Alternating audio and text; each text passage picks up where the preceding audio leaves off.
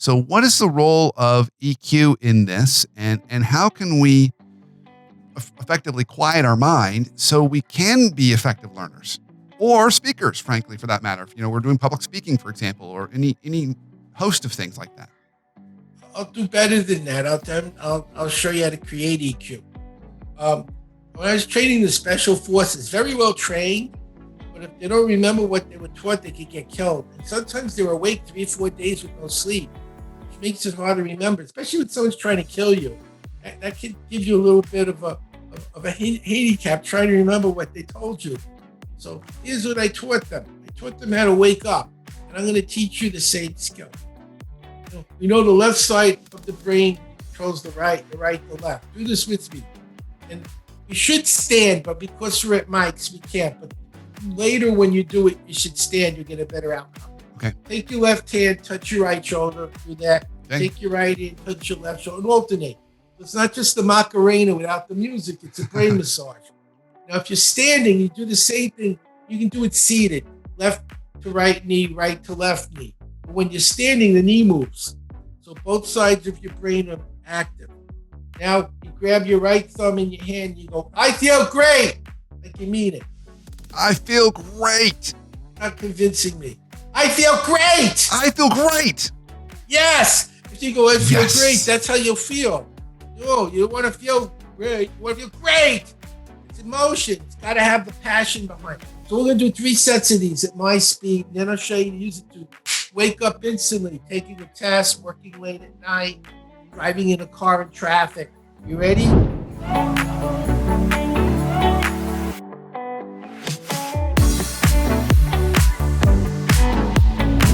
I think we could agree that if we could wave a magic wand and all become better learners, we would sign up for that tomorrow.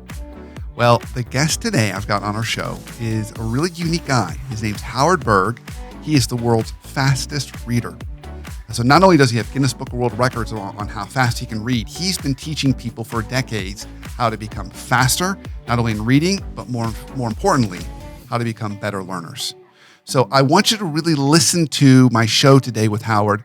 Pay attention to some of the ideas and tips he gives, everything from schemas to reframing on how we can become a better learner. Because after all, the world's moving so fast that we need to make sure we are keeping pace. Stay with it. I know you're going to love the show. I'm Brandon Smith, and you've known me as the workplace therapist. My passion and purpose has always been to cure workplaces from dysfunction and to make your work life better. But did you also know I'm the co-founder of the Leadership Foundry? Well, in addition to our platform, we're excited to share that we're launching the Leadership Foundry podcast this January as a result. This podcast is free, and these curated episodes will answer the questions you have as a leader right now. Things like, how do I more effectively delegate so I'm not doing all the work of my team? How do I communicate more effectively so we're all on the same page? How do I manage my time and help prioritize? And meetings. We all know meetings are such a pain for all of us. Catch these episodes and the first episode on January 10th on iTunes, Spotify, and your other favorite podcast platforms. Howard, so excited to have you on the show today.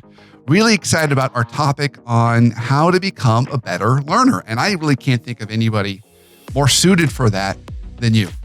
Because you've done so much, accomplished so much, and achieved so much really within the space of just learning. And so before we jump into some tactical ways and tools and tips you can provide our audience, for the folks that maybe don't know you, I can't believe they wouldn't, but for the folks that don't know you, talk a little bit about your story and background. How did you become the guy that you are today? Well, the short answer is I read faster than everyone else, but that's not the answer you want. So I'll give you the longer story. I grew up in the projects in Brooklyn. Not a great place to grow up. It was West Side Story without the music and dancing. I met Bernardo. He had a knife and it wasn't smiling. That's for real. I had knives to my throat. I was beaten with bats. I was robbed about 100 times. Wow. My dad was pistol whipped. We moved when they raped an 88-year-old man. So it was a fun place to grow up. Well, I found a really great place in my neighborhood called the library. Apparently, gang kids treat libraries like vampires treat churches. never again kid in the library, ever.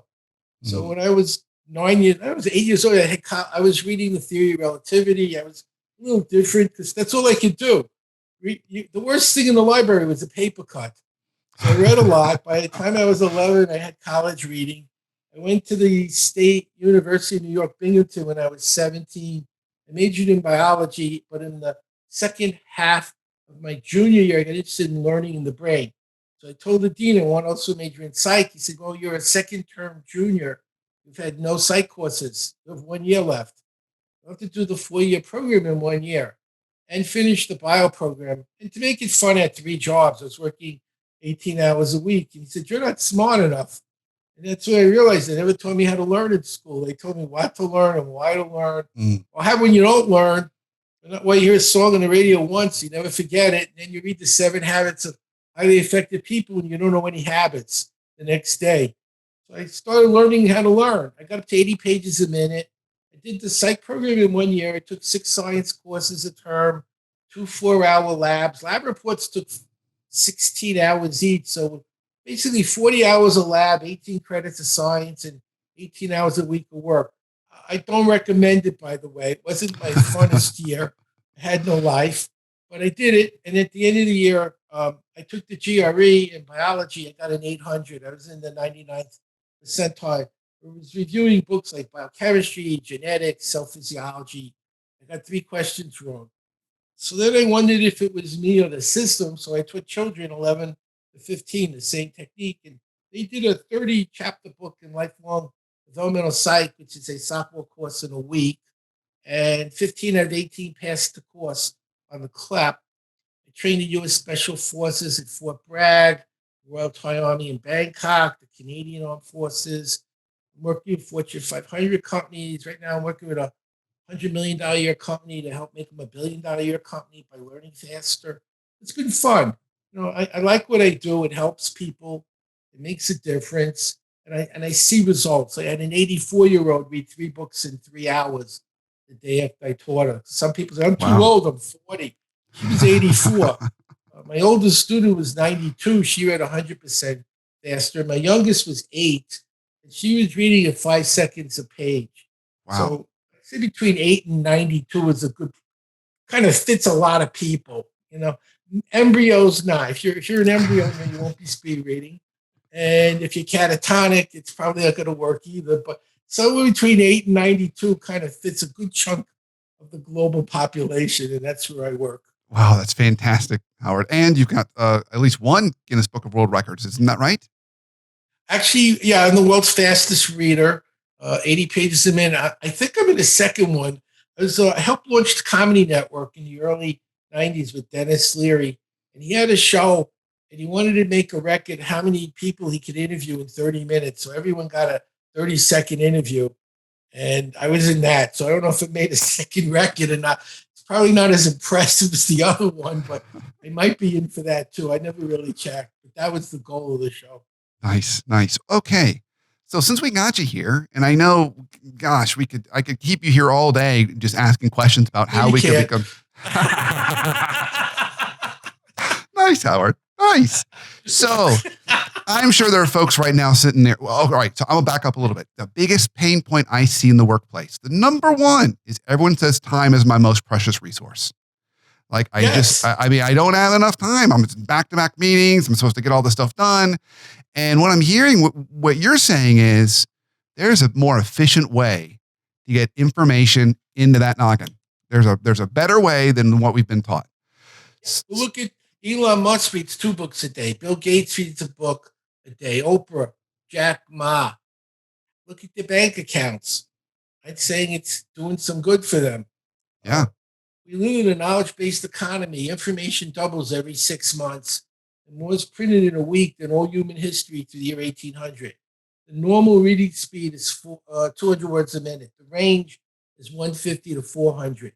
You can't stay on top of data at that speed and stay successful and competitive. So my average person will go 2 to 4 times faster with better comprehension. We did a double-blind study using the Nelson-Denny, which is a standardized test for speed and comprehension, and everyone in the group doubled or quadrupled. Most doubled, but that was initial, like after a couple of hours, not after practicing or using it for a while. And I think we can agree everyone gets better if they do something over and over again. It usually reinforces. So you can be 100% more efficient in a couple of hours. That's a pretty good change in your capacity to be successful in a knowledge-based economy. Absolutely agreed. So I got to ask the I think the right question. I hope it's the right question. Where do we start? If someone wants to get better, where do they start? Well, let's start. We'll actually show them how to do it. So when this interview's over, pick a book you read, preferably nonfiction. Read for a minute. Use a timer. A lot of you have smartphones or a watch. Time yourself for a minute. Do nothing that's different than your normal way you read. And see how far you get. When the bell rings, take a pen or a pencil and mark off in the margin that you finished. And now you got a measurement of what you can do in a minute. Now go to the second chapter and go to the first page, first chapter, first line, and go one line at a time with your hand moving from left to right margin, with your eyes following your hand. And the key is as fast as you can comprehend. So as long as you know what you are reading, go quicker and quicker and quicker till you don't. And you should know what you're reading. You already read the book. So the only reason you don't know is because you went too fast. That's when you know you went too fast. So you slow down just enough so your comprehension comes back. And for 5 minutes, go at your peak comprehension rate, not faster, not slower. Now go back to the first chapter where you tested yourself the first time. And this time yourself for a minute using your hand.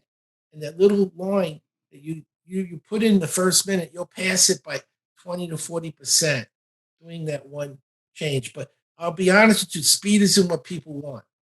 Mm, No one wants to read. No, they don't want to read fast. They want to learn faster. mm. I'll tell you a good story about that. I was with Dick Cavett when MSNBC first launched, and we were chatting after the interview. He had interviewed Woody Allen, who took Evelyn Woods and read War and Peace in 5 minutes. It's an enormous book. He says, "That's amazing, Woody. What do you remember?" He says, "It's about the Russian Revolution. That's all I remember." And that was speed reading. You didn't know what you read. It was a bio book. It was a book about math. You didn't learn bio, you didn't learn math. It was too fast. You couldn't learn the words, you couldn't learn the ideas, you couldn't learn the numbers. And when you slowed down to learn them, you lost your speed. So it was a double bad thing. You couldn't learn, and if you tried to learn, you couldn't do it again. So I fixed it. The guy who owned Evelyn Woods had me teach his son my system. It was Maurice Thompson Jr. and said, I went past speed reading to speed learning, and I'll show you what I did. The key to comprehension is called schema. Mm. And I'll read something to you with no schema and watch how confusing it will be. Then I'll read it a second time with a one-word title that has schema, and instantly you'll understand it. So you can see the value of schema and comprehension. This is the schemaless, confusing text. This is an easy thing to do. If possible, you could do it at home, but you could always go someplace else if it's necessary. Beware of overdoing it. This is a major mistake and may cost you quite a bit of money. You know what I'm talking about. The words weren't hard. There's no schema. I read it a second time with a one-word title, and it all makes sense. Laundry. Laundry. This is an easy thing to do. If possible, you could do it at home, but you could always go someplace else if it's necessary. Beware of overdoing it. This is a major mistake and may cost you quite a bit of money. Mm. So when you know where these clues are, you can go 2, 3, 4 times faster. And really technical material, law, medicine, accounting, business materials, and understand it better because it's like a decoder ring. It's what actually makes meaning and significance occur in the brain when looking at the symbols called letters and words on the page. So by teaching people the psychology of how their brain decodes data into meaningful information that's usable, you're not just going mechanically with hand motions, but you're integrating it with psychological skills that enable you to gain insight and understanding, which is a much more important thing. I'd rather have you double and really know what you read at a high level and go 5 times faster and not know the name of the book the next day, which is what was happening in the older programs. And the other thing I do is I teach them how to remember it, how to analyze it when it doesn't make sense to make meaning and significance. And another important factor is EQ, staying Mm. in the right state to do it so you don't get nervous on a test or talking in public. You learn good interpersonal skills, how to share with others. And those are the things, combining them, it's a Swiss Army knife. Reading finds what you need to know. They teach them how to figure that out. We'll have some time, we'll do some of that. Study skills, so making meaning out of what you didn't understand. You read the calculus book, you memorize the equations, you can't solve a single problem because you don't know how to use them. Mm. Totally different problem than reading. You remember it, you can recall it, and you understand it, and you're in a state you can use it in. Now you can do some pretty amazing things. I have an 11-year-old C student, became a college professor at 22. A Wow. 16-year-old graduated college with a 4.0, majored in economics, had a master's in math at 19 with a 397, professor at Yale. Another became an attorney at 19 in California. Special ed student, third grade reading in ninth grade, taught her how to learn, finished high school and 2 years of college with a 4.0. When high school kids, friends, she started with first got high school degree, she had 2 years of college, went to Baylor on a full scholarship, then got a master's degree. So it's not like I'm just doing it. It's going around the world now helping people. And I'll be happy to share more strategies with you as we go on. So Howard, I want to go back to something you talked about, the schema idea and concept. And you gave the example of laundry, right? You read off those descriptors and then you added laundry. So is it a word we're searching for that we use as the schema word, or are we finding our own word to head over those other statements, those details? Schema is often verbs and nouns, people, places, things. It's not like but and or conjunctions, prepositions. It's a meaty part of the document that you're looking for, and I'm showing them how to locate it at very high speed and use it almost like you use a contents page or a summary in a book to gain insight right away. So even though you're going very quickly, your understanding is there. Mm. I'll give you an example how that would work. So imagine I show you the face of the Mona Lisa, not the painting, just the face. What's the painting? Mona Lisa. Okay. Who painted it? Da Vinci. Very good. Is it worth anything? Worth a lot. You haven't looked at the painting. You looked at her face. Mm. But looking at piece of data, that's the face of the whole painting. Right. If you look at the Statue of Liberty, the top, you don't have to see the rest of it to know what it is. That's schema. It's pattern recognition. So the brain knows things, and it's using these things it knows with the schematic clues that are located in text to make meaning and significance. There's another way to do it, which is reframing. And reframing was actually developed by Malcolm Knowles, who's a famous psychologist. He helped in World War II. When the war broke out, all the men went overseas, pretty much. Anyone who could go went. And who was left? Women. Well, culturally, at that time, women were not considered factory workers. Today, it's a different world. But back in 1941, a woman building an airplane was unthinkable. A tank, bombs, women were supposed to bake and have babies. I'm not saying that's the right thing, but at that time, that was the view, not only of the people, but the women themselves saw themselves in that role. So they went to work in factories, and what do you think happened? It didn't go very well. They didn't know how to use the tools. They got hurt.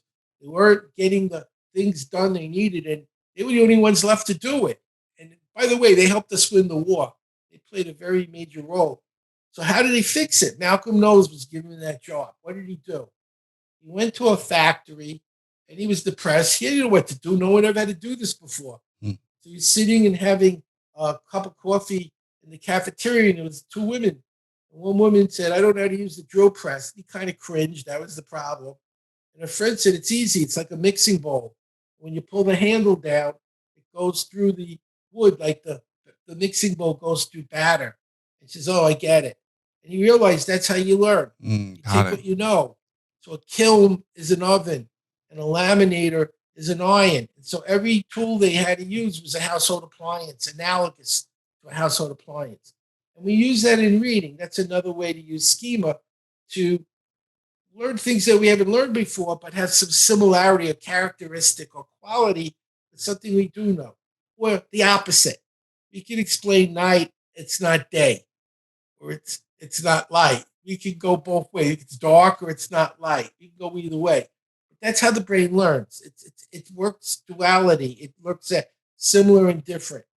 And so by training people how these clues work, where to find them, how to use them, you can go very quickly in like cell physiology and genetics and end up really understanding. And by the way, if you could do that, reading a novel like Harry Potter is going to be a hell of a lot easier, or a newspaper, because it doesn't get much more technical than that. So that's one of the things I do. I work with psychology and not just mechanical learning, which is what the other programs were doing. Something else you mentioned earlier, this was probably 5 minutes ago or so, but I want to come back to it in a minute, is the importance and role of EQ. So I do want to come back to that, but before we move into that, Very important. because it sounds like that's a nice mental framing of how do you kind of calm your mind, stay present. But before we do, any other particular tips, since we're on the topic of how to make ourselves a better learner, any other tips you might offer or suggest? Memory, Hmm. because if you don't remember what you learn, it isn't going to do you any good. And here's another aside. Most people think reading is learning. It isn't. Reading is never learning. If it was, everyone reading would get an A. And we don't see that happening. Mm. So reading is part of a process called learning, but by itself. And then people, if you ask a student, did you learn? Did you study? They'll tell you two criteria. Yeah, I read for 4 hours. Mm. I read 400 pages. No, doesn't mean a thing. I did a graduate course in educational psychology, which I did in 7 hours. And it's a 4 month course. I took the AP test in 50 minutes. It was a 6 hour test. I got a B plus. So why didn't you get an A? I didn't need an A. I was a teacher. I needed 4 graduate credits. I didn't care about the course. I wanted the credits. So I got 4 graduate credits in less than 8 hours for $65. I needed a C minus. So I more than exceeded my need. By the way, that's another aside. What's your purpose? Mm. Begin at the end in mind. What do you want as your win? Before you even start, what is it you want to see happen at the end? So if you know your goal, it's going to be easy to achieve it. My goal was credits, not learning. And at that time, it was really what I needed. So these are very important points, and these things matter as much as just reading and learning. So, what is learning? Learning is understanding the meaning and significance of what you read, and the second part is being able to use it when you need to use it, which is a Mm. big problem in business because you mentioned your audience as business people. Yep. I'm going to tell you 3 problems they have. They don't even know. The first one is schema.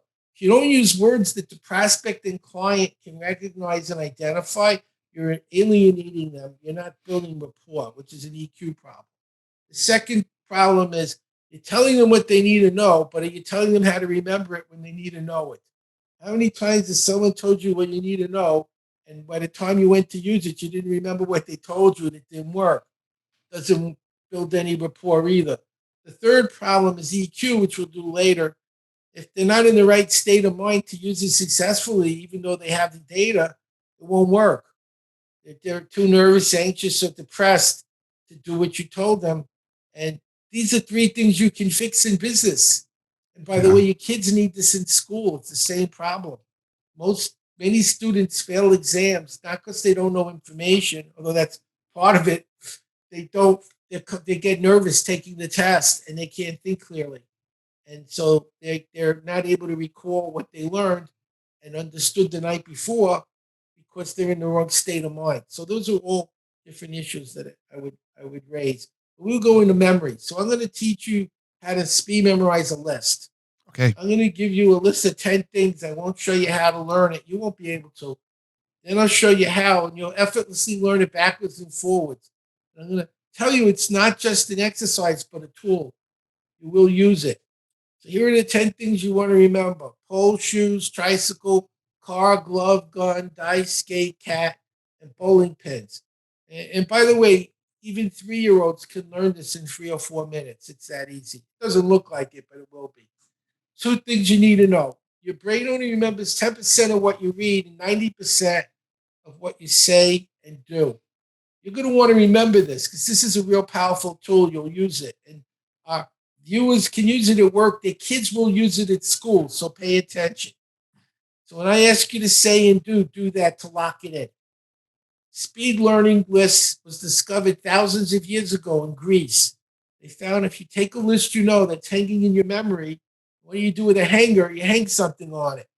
I'm going to bet Brandon and all our audience, you can count to 10. I feel very confident that this is well within your capabilities I right think now. so. I think I can. I And we're think I gonna can get use that those done, Howard. things. I can't recall the 10 things you just gave me, except for a few words, but I can count to You 10. will. You perfect backwards and forwards, Yes, I can. effortlessly. I think so. We'll find out. This will be a good test. No, I've done this for 35 years. I can speak with hindsight and foresight. You'll be fine.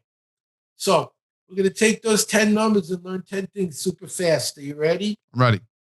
Number 1 looks like a pole, like a flagpole. When I say 1, you say pole. 1. Pole. Good. 2. You wear 2 shoes. What's 2? Shoes. What's 1? Pole. Perfect. 3 is a tricycle, 3 wheels. What's 3? Tricycle. 2. Shoes. 1. Pole. Getting smarter. 4 is a car, 4 tires on a car. What's 4? Car. Go to 2. Go to 2. Shoes. 1. Pole. 3. Tricycle. Doesn't matter what order we're in. 5 is a glove. How many fingers are in a glove? 5.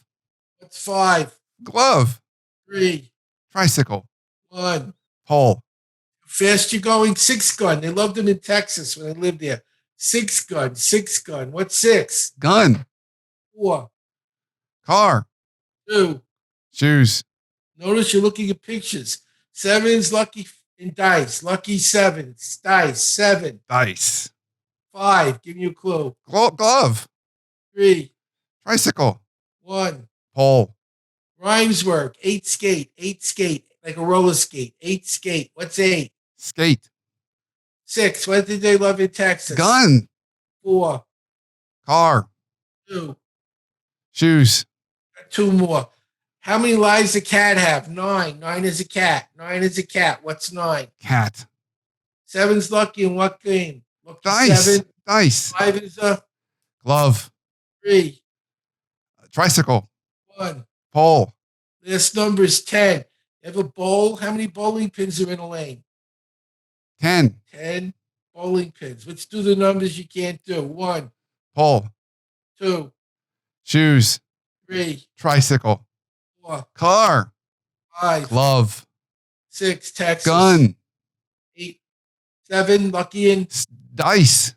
8 rhymes with. Skate. 9 is a. Cat. 10. And 10 is bowling pins. Howard. No, you just memorized it. Now, how do you use it? It's a way to remember numbers, which are hard. Numbers are tricky. So imagine you're in a hotel in your room 314. How many times by the time you go to the lobby, you forgot what room you were in? Here's how to remember a number. Tricycle, pole, car. And you make a movie. A tricycle hits a pole on a car. A tricycle hits a pole on a car. Tricycle, what number? Tricycle's 3. Pole. 1. Car's 4. 4. That's your hotel room. But here's how you use it in school. 3.14 is pi to measure circles and geometry. Look at what you did right there, Howard. Look at what you did right there. And you can use it in math and science and history and business. It's due dates, percentages, product SKUs, home phone numbers. Now the 0, because numbers have an alphabet, 0 to 9. 1 to 9, you have a picture. 10 is the bowling pins, that's your 0. So now you have an image for every possible number, 0 to 9. And the 0 is the 10 bowling pins. And now you can speed learn numbers. Oh, look at that. That's one system. There's many. At Berg Learning, we have a number of systems. There's no one way to learn. Learning a language isn't reading the newspaper. Reading a novel isn't reading Grey's Anatomy. And you have different subjects you know well and some you know poorly. Some you love, some you hate. How much time do you have? How much do you need to know? There isn't one way to learn everything you learn. Everyone's different. A musician learning biology isn't a biologist learning biology. A biologist learning music isn't a musician learning music. So we have to have a toolbox where there's a variety of options. And you pick the ones that work for you in that subject at that time with the time you have, with the goal you set.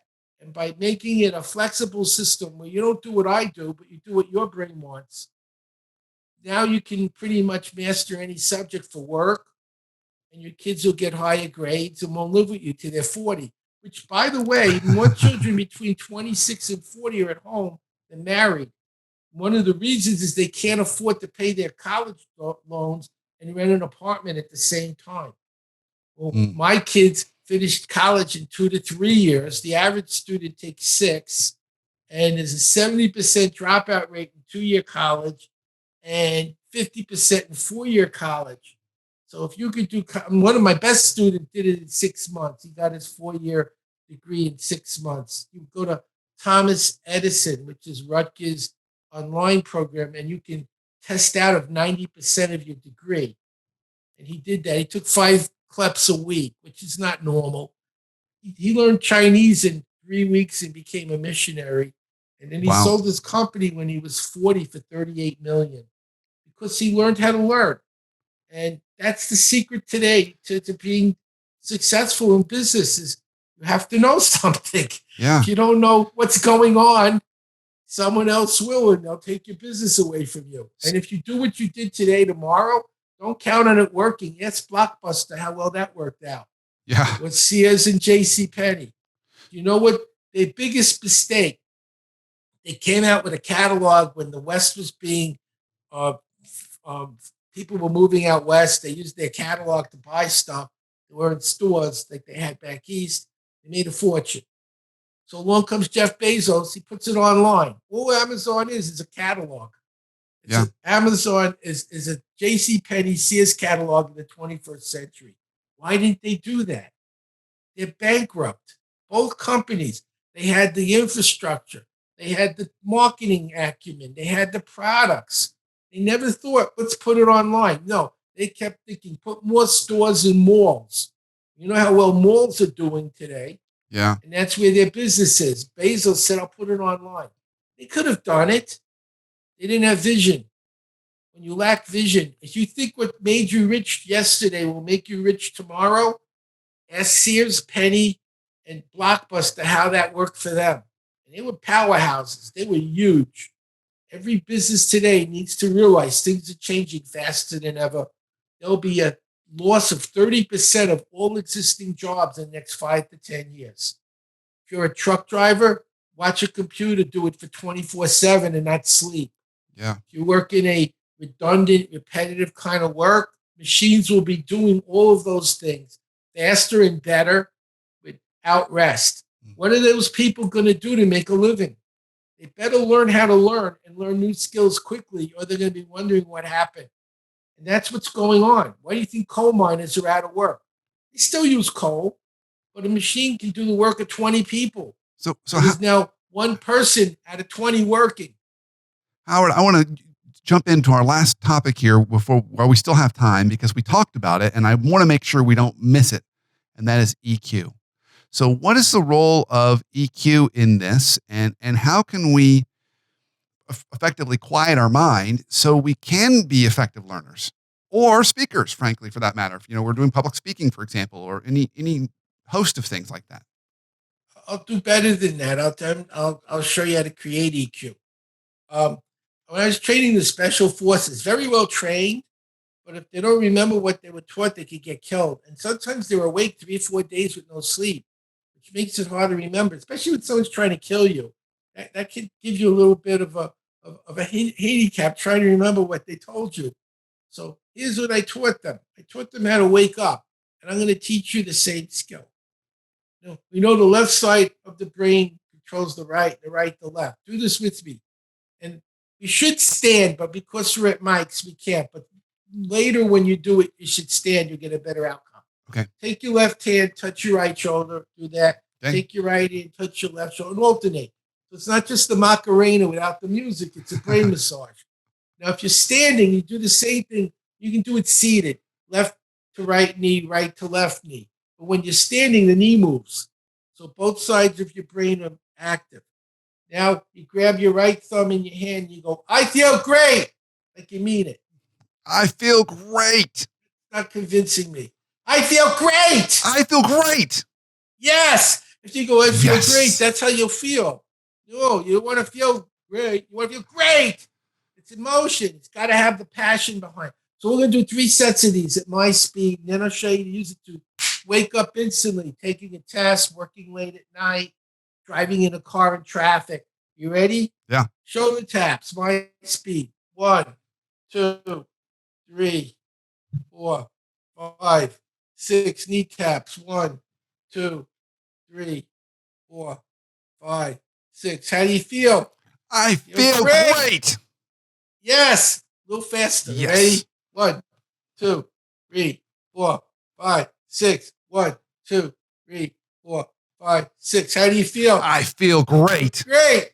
Yes. Last time, Yes. as fast as you can go. When you're standing, get away from the desk so you don't bang your knees. Ready? 1, 2, 3, 4, 5, 6. 1, 2, 3, 4, 5, 6. How I do you feel great.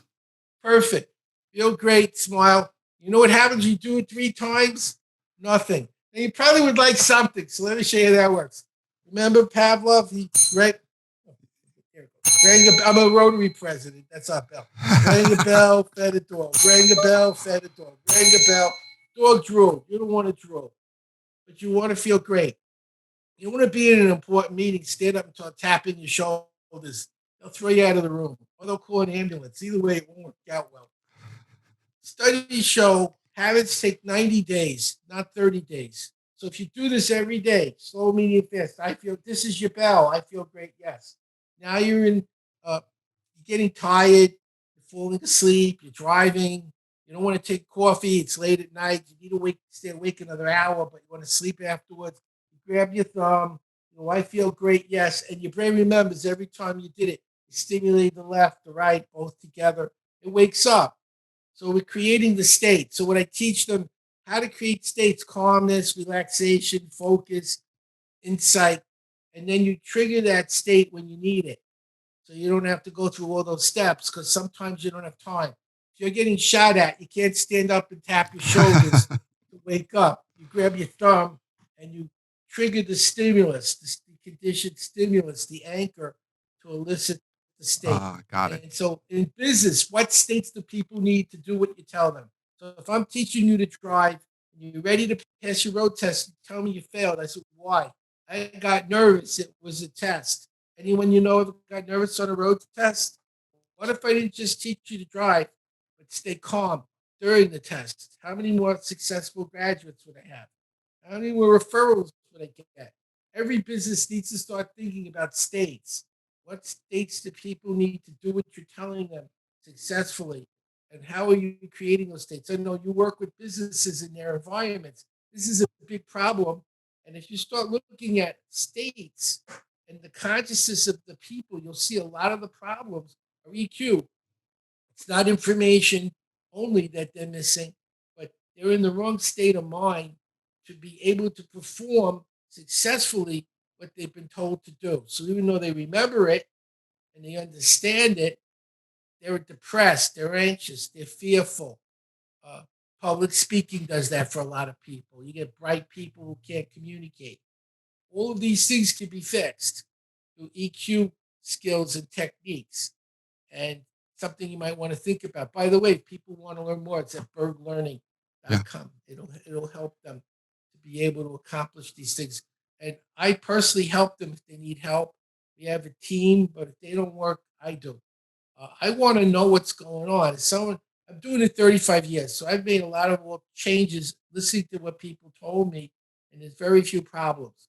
But if there is one, I want to know because it means someone else might have it, and I want to make a change. So I'm looking ahead. If I do it right, there won't be another person with that problem in the future, which is what business should be. You eliminate problems, you anticipate them. Howard, this was absolutely great. I feel like I learned a lot actually, and it got some great tools I can take back with me.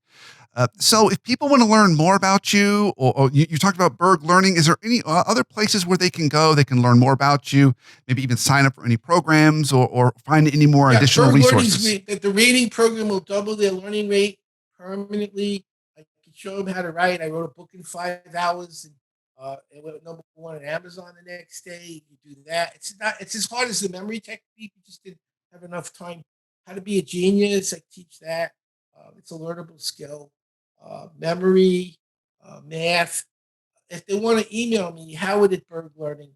yearning.com if they want to talk to me or they have questions. I train companies all over the world. I train parents. I do tutoring.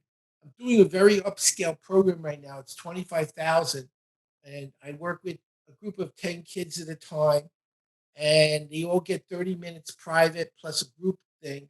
So why would they pay that? Because they're going to finish college in 3 to 4 years instead of 5 to 6. If you're in a private college where you're paying 60 grand a year, would you give me 25,000 to save 120,000? Yeah, So absolutely. yes, it's a lot of money, but it's a lot less money than 120,000. So it's not what something costs; it's what something saves. And we buy very expensive things in our companies, not because we want to spend the money, because they make more money than we paid for them.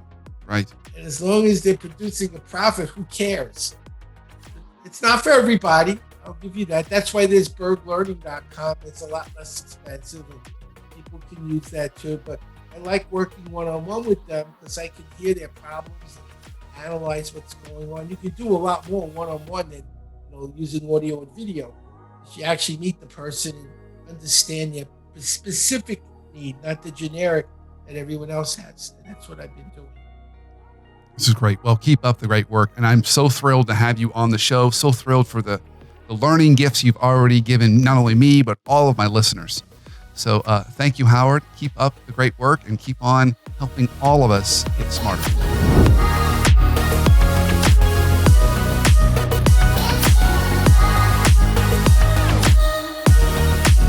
So Howard had a lot to say there. He really gave me a lot of great ideas, and not only some things that he actually made me apply on air, which you heard me do, but he really reminded us of a few things. He reminded us that learning and reading are not the same things.